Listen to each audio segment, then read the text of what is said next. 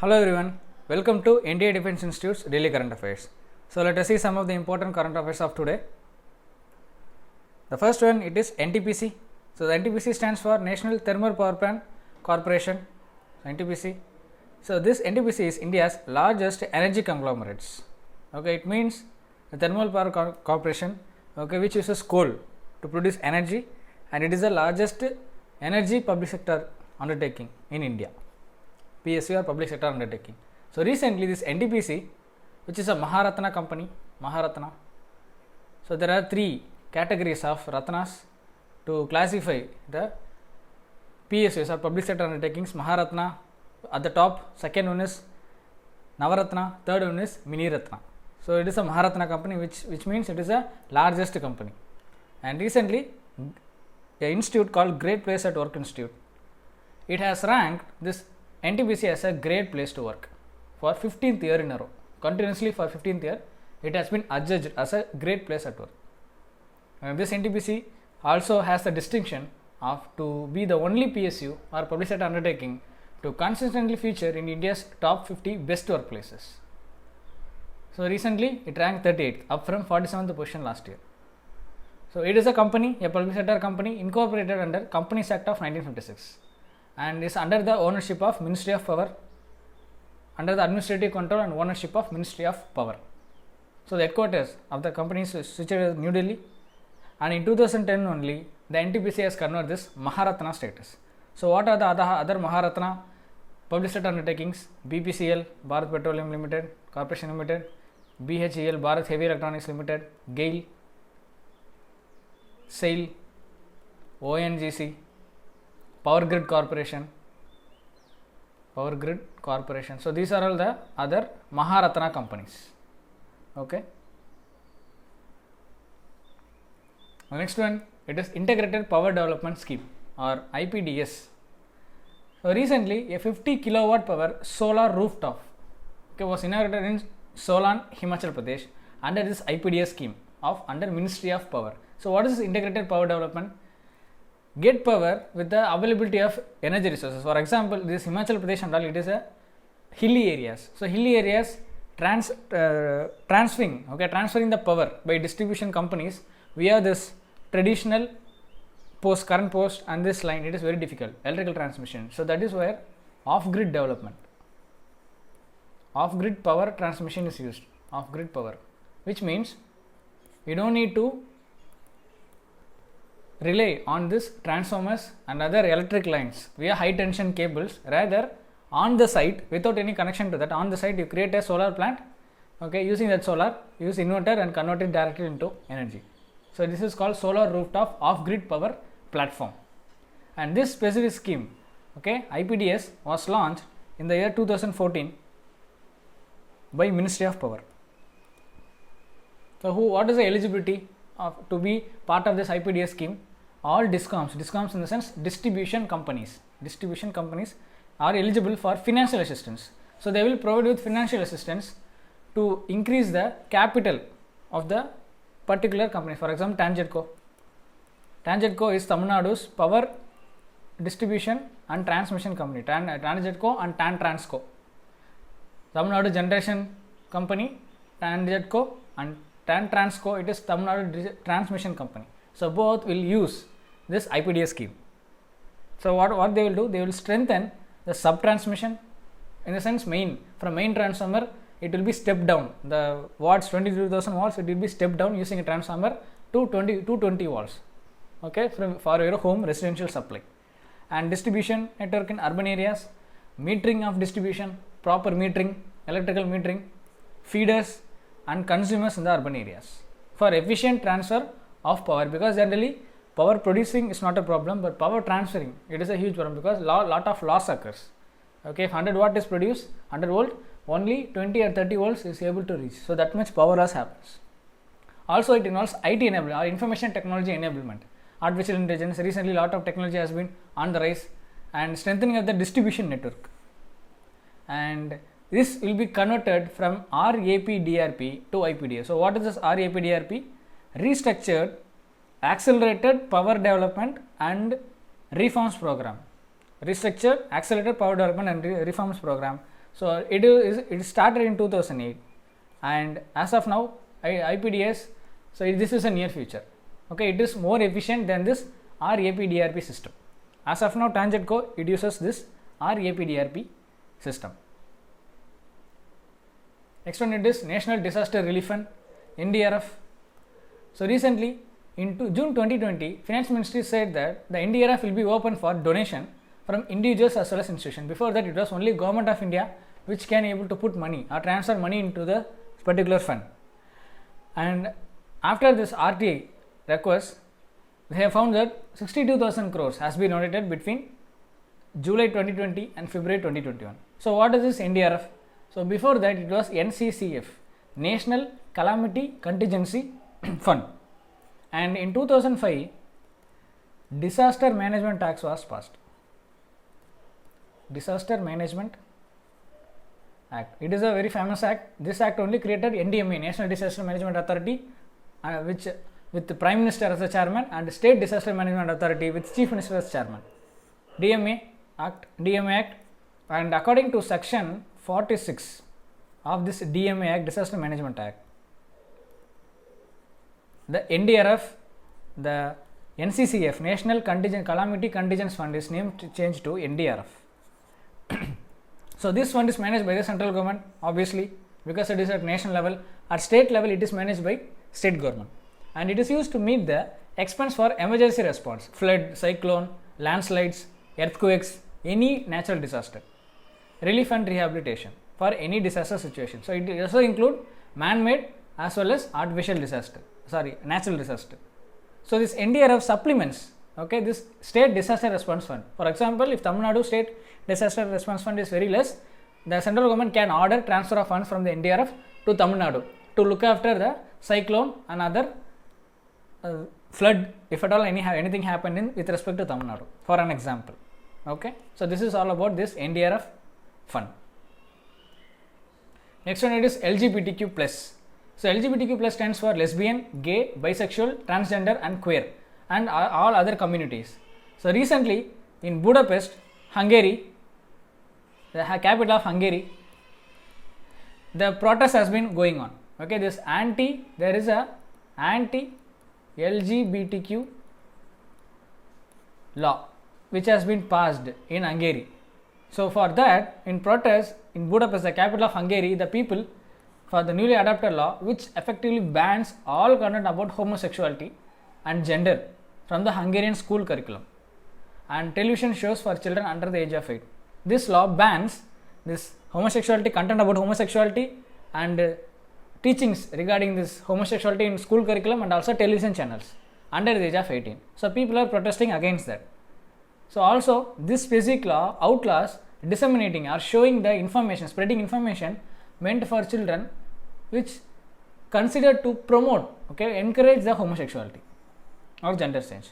Also it bans the TV television program and other information in the school curriculum which indirectly supports or directly or indirectly supports this homosexuality. So recently this rainbow revolution, so this LGBTQ, they are mentioned by this flag color. Okay, it is a rainbow color. It includes all colors. So people of all colors, people of all sexual orientation has been included in this LGBTQ plus. Even in India, LGBT plus are protected because section 377 has been deleted. The particular section in section 377 which made LGBTQ a criminal offence has been removed under this section 377 Justice Pottaswamy case. Next one, it is Swiss deposits. So recently there are certain reports in the media, which says that the Swiss reports, the Swiss Indian amount of Indian money in the Swiss bank has risen to nearly 20,700 crores, or it is also called a CHF 2.5 billion. The CHF means Swiss franc, the currency of Switzerland, Swiss franc. So at the end of this 2020, so it shows that the money that is being held by Indians in Swiss bank has been increased in the last 2 years. So how this information has been passed, how the information has been gotten by the Indian government? Simple. India and Switzerland, they are signatories to this convention which is multilateral Convention on Mutual Administrative Assistance in Tax Matters, which is called MAC, an acronym of MAC. Also, it also signed this Multilateral Competent Authority Agreement, MCAA, and Automatic Exchange of Information. It is a clause.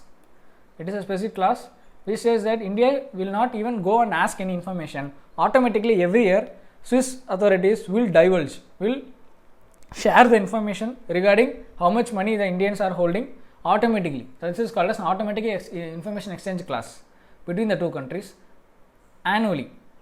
So, because of this particular mechanism has been in place between Switzerland and India, information has been, we are getting the information, and Indian government clearly said that it is not because of illegal stashing of money, it is because of a legal stashing. We are giving such explanation for this. Next one, it is MICE industry in India. So, the MICE stands for the acronym which stands for Meeting, Incentives, Conferences and Exhibitions. So, recently in the last few current affairs, we have seen about Viva Tech, a digital startup and entrepreneurship event which is usually happen in Paris, Italy. So, it is like, France, it is same kind of thing. It includes this MICE industry specifically is used to promote this business tourism in India. As you can see, Ministry of Tourism, they wanted the feedback regarding this draft national strategy and roadmap for promotion of MICE industry in India. So, what is this MICE industry? Simple, there are a lot of tourism across the globe: spiritual tourism, medical tourism, environmental tourism, wildlife tourism. Specifically in India, medical tourism and spiritual tourism is very famous with respect to India, adventure tourism like that. And this MICE is one of the main component of this business tourism.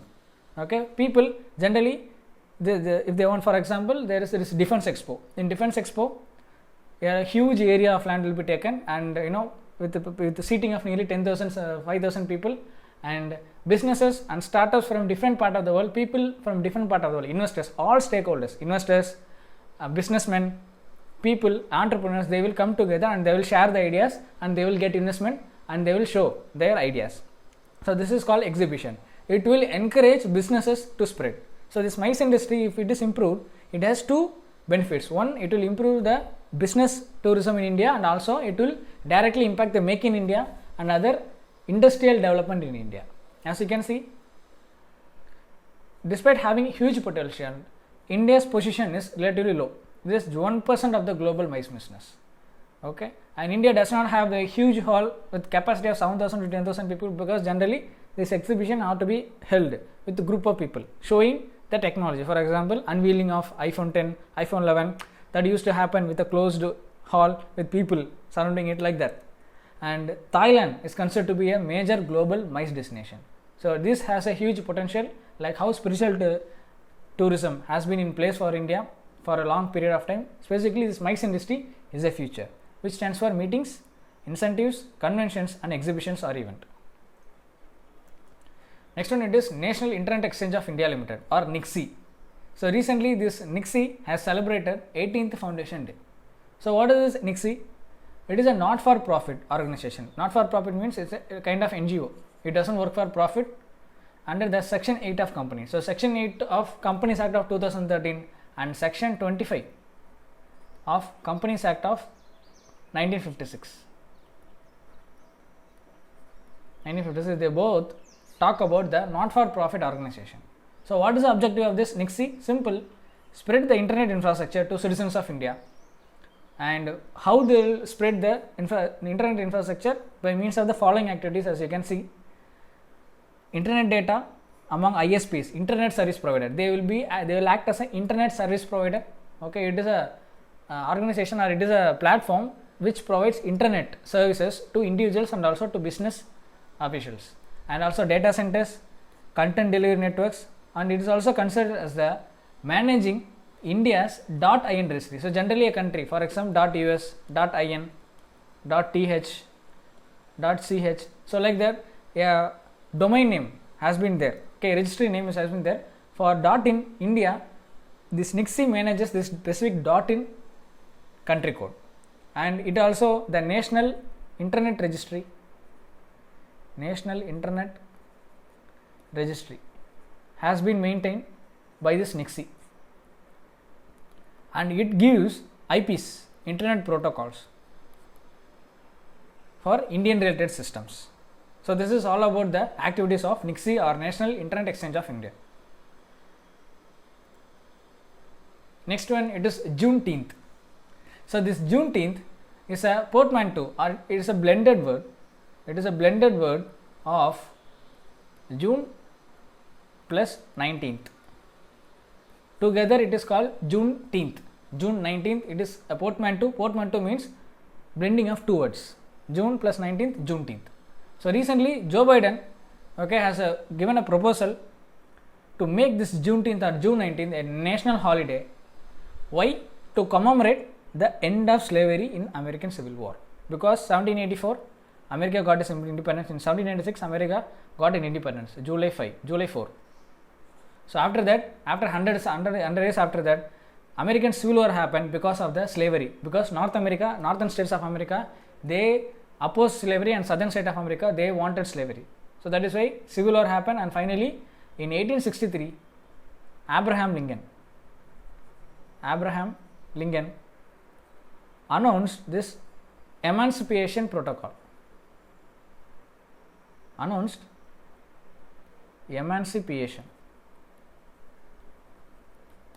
Emancipation Protocol, which says that all slaves whom are held by the Americans are hereafter free.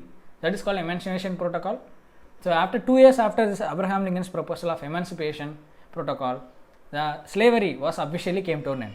To promote that, to honor that only, this has been announced. So before that, it was a state holiday in 47 US because federal states have their own law, and this after this law, it will become a federal holiday, which means all 50 states has to follow this law.